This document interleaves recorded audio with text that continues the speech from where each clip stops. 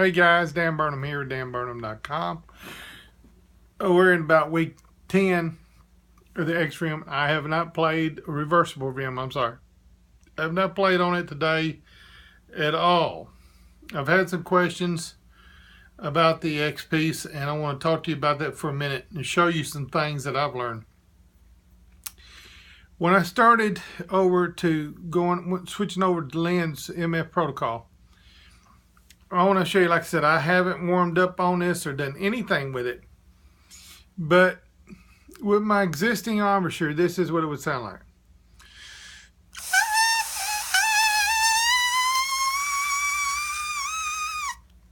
Now, my teeth are not straight.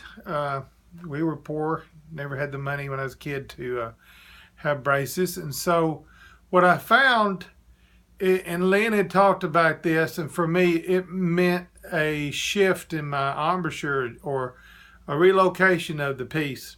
Now I'll go ahead and switch over where I play now. I went to the left a little bit.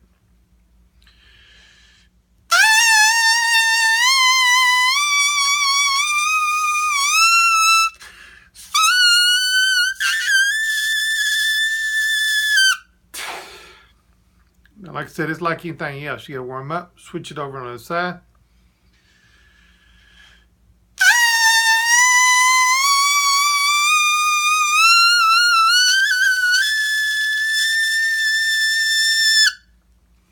Now, I'm going to go back to my traditional embouchure and try to do it.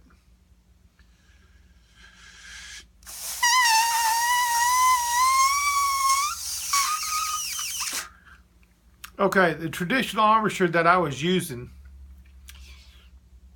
would not work with the reversible rim. Either side, it didn't matter.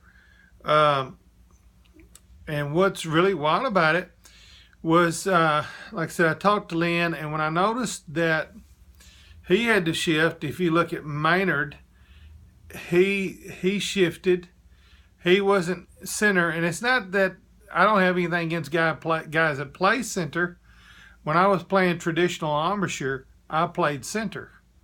But just for me now, this is what I discovered that works. On this piece, I had to move over slightly to the left because of my lower teeth. They're crooked, so I had to find a base. And once I shifted over, I'll show you again.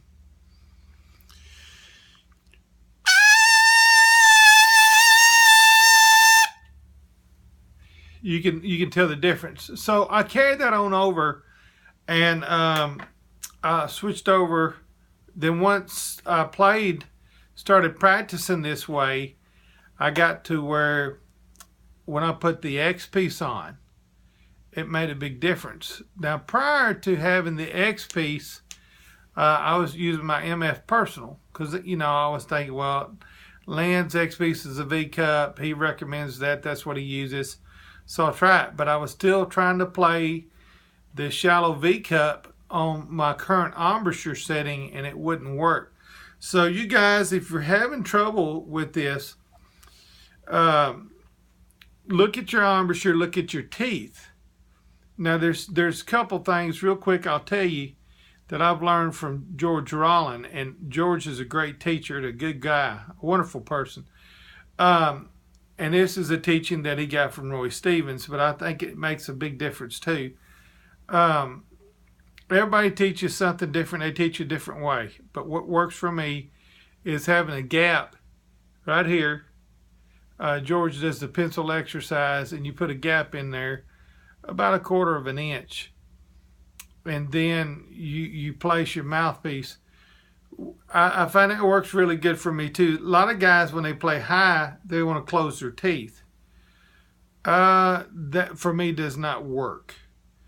And what I found with using the rim, I've gotten to it, very comfortable with it now. I'm trying to keep the videos under 5 minutes. So last thing I want to tell you about, on the rim, here's another exercise that I'll do that will help you. Once you'll find where the right placement is for the rim to work. At least that's been my experience. Once you get the right placement, start with long tones.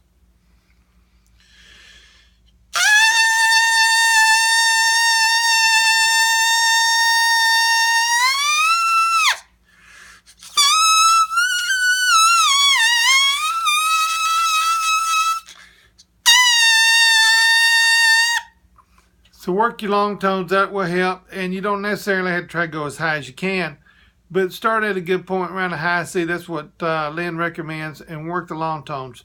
Like I said, if you're having trouble buzzing on this, it may require a shift, but I promise you this, if you can play on this, and once you get comfortable with this, it's going to change how you play completely.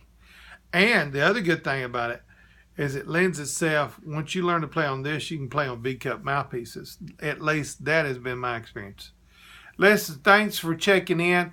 I appreciate you guys looking at the website and checking out the MF protocol results.